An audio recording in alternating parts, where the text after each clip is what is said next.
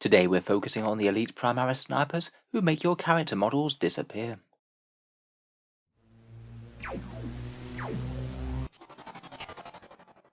Hello and welcome back to Auspex Tactics, the strategy focused 40k channel, where we're all about getting the most out of our miniatures on the tabletop.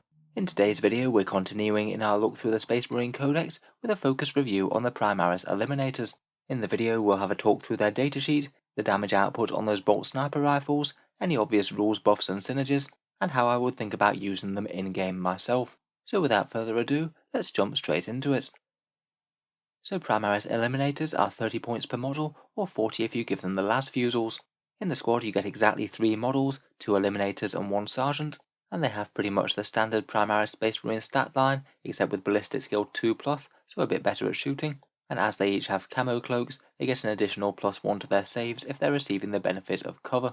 Defensively, this means that they pretty much always want to be in cover if they possibly can, and are reasonably durable against small arms, but fairly easy to take down point for point if you fire anything with very good AP at them. Still though, if you do shoot them with something that's AP -3, they'll still get a 4+ save against that when they're in cover, and that's really not too bad. Each Eliminator is armed with a bolt sniper rifle, a bolt pistol, and frag and crack grenades, of course the bolt sniper rifle being the main event.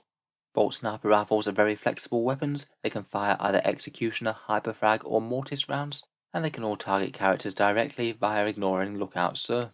I'd say typically the best value rounds are the mortis rounds. They're 36 inches heavy 1 weapons with strength 5, AP -2, and a flat damage 2. Furthermore, as is similar across a lot of sniper weapons, any unmodified wound roll of a 6 will inflict 1 additional mortal wound in addition to normal damage. I would note that this has become an unmodified roll of a 6 now. It used to be a 6+, which meant that you used to be able to get +1 to wound and have more chance to cause mortal wounds. Unfortunately, that's now not the case. Still though, it's a very good all-round damage profile against characters, as we'll see in a second. The other 2 rounds are a bit more niche. The Executioner round is a heavy 1 shot with strength 5, AP -1, and damage 1. This one gives you +1 to hit and also ignores cover against targets. +1 to hit is only situationally useful for these guys. They do hit on 2s normally, so it's only ever going to make any difference if you're either moving or you're targeting an enemy with -1 to hit. Ignores cover is pretty good, but usually it's only going to amount to the extra AP -2 of the mortis round, so the mortis round is typically going to be more useful in most situations. Finally, we have the hyperfrag round, which is 36 inches, heavy D3, strength 5, AP 0, and damage 1, but it has the blast special rule, meaning it is usually going to be the round of choice whenever you're firing against decent numbers of 1 wound infantry. Typically though, I think that the mortis rounds are going to be the best bang for your buck. They're a pretty scary profile for enemy characters which just aren't used to being shot directly. The squad does have a couple of options. First of all, for free you can trade out the Eliminator Sergeant's bolt sniper rifle for an Instigator bolt carbine. This one's pretty much flatly worse than the bolt sniper rifle. It's a 24-inch assault 1 weapon with strength 4, AP -1, and damage 2. It can also ignore the lookout sir rule as well though. The reason that you might want to take the Instigator isn't for its damage output though, it's for the special rule, which means that in the shooting phase, after the squad has shot, you're allowed to move as if it were the movement phase. Potentially that could be really quite powerful. You could have a very fast Eliminator squad on the go. You can move them 6 inches in the movement phase, shoot them and then move another 6 inches, so you've moved the squad 12 inches in one turn. Or you could potentially use this move to retreat out of line of sight of enemy fire, potentially getting some jump shoot jump shenanigans on the go as you pop out of cover, fire off with your bolt rifles and Instigator carbine, then duck back out of line of sight before the opponent even gets a chance to react. I think it's fun and could potentially be very frustrating for your opponent, though I'm not sure many people will really want to take it compared with another bolt sniper rifle. You do only get 3 shots out of the unit, and to give up one of them for something significantly weaker to get some movement shenanigans really might make the unit just very easy to ignore. Sure, you might not be able to do very much about the 2 shots that are coming in each turn, but they're not going to do all that much damage to your army. The other option is of course the las fusels, which are 10 points more apiece, so your squad will be 120 points. They're also 36 inches, heavy 1 weapons at strength 8, AP -3, and damage 3. I'm afraid personally I'm really just not the biggest fan of las fusels. At only 6 wounds for 120 points, the squad's really quite fragile, and despite very good ballistic skill, the numbers just aren't really all that great in terms of damage output either. They're not too bad at going through things like Gravis armor or putting in some work against toughness 7 vehicles, but I do suspect that other options will do you better, I'm afraid. In terms of special rules, as with all Space Marines, they have Angels of Death, most relevant for giving them the Devastator Doctrine, which significantly helps the Bolt Sniper Rifles on turn 1. They get Concealed Positions, the Scout-style deployment area, which means that they can set up in the midfield if they want to. I personally find this to be somewhat useful, though sometimes could be a bit problematic. It does mean that you could get some very good lines of sight turn 1, maybe take some positions on high buildings in the middle of the map, but I have seen quite a lot of people using Eliminators where they use Concealed Positions to just set up far too close to the enemy, and then just wound up having a lot of things that can shoot them turn 1 that otherwise wouldn't have been able to if they'd been a bit more conservative. It's certainly very useful, but I try and only make use of it when it makes sense to. Finally, it is worth noting that they lost that guided aim ability that the Sergeant used to have. In the previous edition, the Sergeant could forego his shooting for a +1 to hit and wound, and this used to be really powerful indeed combined with Mortis rounds. Unfortunately, that one does not exist anymore. It was definitely a decent nerf to Eliminators in my opinion. Finally, in terms of keyword, they are core infantry, so a lot of powers, options and stratagems can be used on them if you want to, and they're Phobos units as well, which opens up even more further options. Overall, Eliminators are a multiple small unit sniper threat that can put some serious hurt on enemy characters for a fairly low investment in points, but the unit isn't typically going to be great efficiency when firing at non-characters, and isn't going to hold up amazingly well to focused enemy firepower. So let's talk briefly about their damage output now. Generally speaking, with a standard squad of Primaris Eliminators armed with Mortis rounds, they'll do around about 2 or 3 wounds to a Space Marine character. Obviously, this really can be quite swingy depending on whether you actually get the wounds through or whether you roll any 6s, but across multiple squads and multiple turns, that's how much you can roughly expect. Hopefully means a single squad should have a good chance of eliminating a key buffing character by turn 2, or of course you can run multiple squads to end threats right away. As I said, Mortis tends to be the best option versus near enough everything. It has really good AP, extra mortal wounds, and 2 damage as well. The others are really quite niche indeed. Hyperfrag only really seems to shine when you have units of more than 5 models, so you get the blast rule, so you get the 3 shots per guy. But even then, I'd see that more as an option only if they don't have any characters to target. If you just wanted to take out some enemy light infantry, you're generally going to be better off with something like Intercessors. The executioner round is perhaps even more niche than Hyperfrag. You really need to be targeting 1 wound targets, otherwise Mortis is usually better. You really only want to use them if the Eliminators are both moving and their 1 wound target is in cover, or if their 1 wound target has -1 to hit, and also more than +1 to their cover save, such as Eldar Rangers. Generally though, if you just forgot that executioner rounds even existed, then you wouldn't be doing yourself too much of a disservice.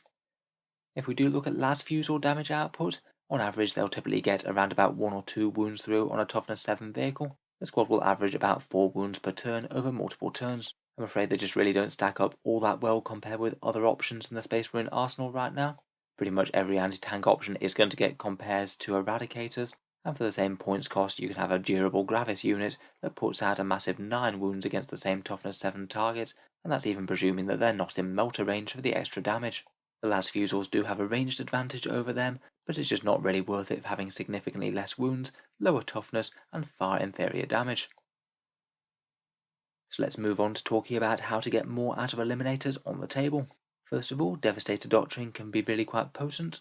In particular, the Iron Hands Devastator Doctrine is really quite nice on them. You can potentially have a squad of Mortis round Eliminators hide out of line of sight turn 1, then stride forward and shoot as if you had no penalty to heavy weapons, and also reroll 1s to hit on top of that.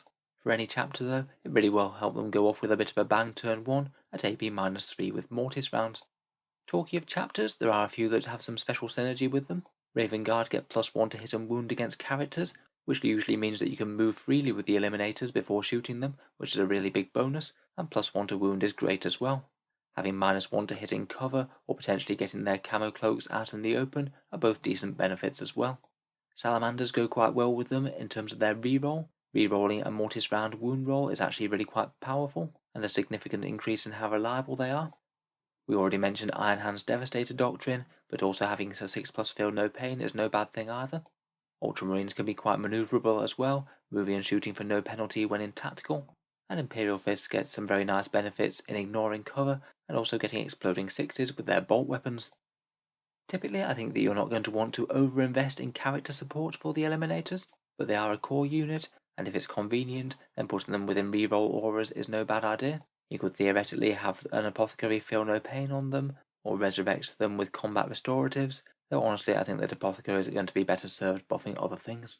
You could use some of the Phobos psychic powers on them from the Phobos Librarian, or maybe have them shoot when they die with an Ancient, but honestly the small squad size of the Eliminators works against them for any of these buffs, compared with big squads that you can chain out a bit. They're just a bit harder to get into these auras. A potentially powerful one, though, is using the Lord of Deceit Warlord trait for Phobos units. That's the one that allows you to redeploy Phobos units before the game begins, and could actually be really quite handy for either getting Eliminators out of line of sight of enemy shooting, or getting maximal line of sight on enemy characters, depending on whether you're going first or second. If you did want some jump shoot jump Eliminators as well, you could potentially pair them with a Warlord with Shoot and Fade. That works in quite a similar way, allowing them to pop up and then get back somewhere safe, just via a Warlord standing nearby them. A couple of chapters also have some relics that you can take on the Sergeant should you want to. It's probably not worth the command points really, but you could give an Eliminator Sergeant the Corvidari bolts from Ravengard. That one gives him plus 6-inch range and allows him to target characters hiding out of line of sight. Admittedly, with only one shot, your damage output isn't going to be spectacular, but it could be very nice indeed for finishing off an injured character which the enemy has literally no way to protect. In terms of stratagems, I think the transhuman physiology could be one of the strongest. Eliminators with their very high saves with camo cloaks are really going to attract high AP, high strength fire, and if they're hit by anything that's strength 8, you could potentially mitigate that down to wounding on a 4. Not too bad for one command point if you're pretty sure that your opponent is going to focus them down. Perhaps a little bit less vital but still interesting are guerrilla tactics, which could allow you to jump some eliminators into strategic reserve mid-game, just in case you really needed them across the board to do an action or something, turn 4 or turn 5, though of course you would miss out on their firepower with this. And there's uncompromising fire as well, which allows the unit to shoot while also doing an action, which could actually be worth it in some situations, if you desperately need them to do an action, but also have a good chance of offing a character. In general though, I wouldn't be looking to do too much with Eliminators buffs wise. Just rerolls if it's convenient, maybe Lord of Deceit if you happen to have multiple Phobos units on the board, and perhaps Transhuman Physiology if it really makes sense to, and it might actually keep them alive and frustrate the opponent. So how would I think about using an Eliminator squad in-game in 9th edition? Personally, I'd go for the 3-bolt sniper rifles. I think that you could make a case for the Instigator, though for me the raw damage output wins out. I'd say the single biggest decision that you can make about the Eliminators is how you're deploying them. With forward deployment options and good synergy with cover, they're really a unit with quite a lot of options as to how you play them. If the opponent's got no units that could set up in the midfield, you could think about dropping them really late in the deployment phase and making sure that you have perfect line of sight on an enemy character turn 1. If they do have things like infiltrators or nurglings though, you could even think about putting them down as more of a screen to block them putting those units down and seize the midfield for yourself early.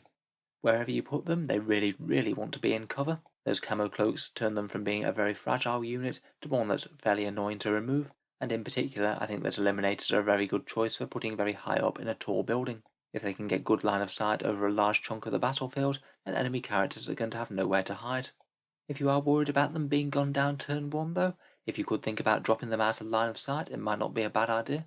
You could maybe put them behind obscuring terrain or behind a ruined wall. Be very easy to hide out of line of sight from enemy firepower with their small unit footprint, and then trot up turn 1 and still unleash some pretty accurate shooting due to their high ballistic skill.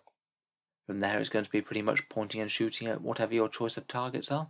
Typically I prioritise characters first, then move on to heavy infantry, and then anything else being lower down the list. If they don't have any choice targets, then there might actually be more use just to either screen or nuisance charge with.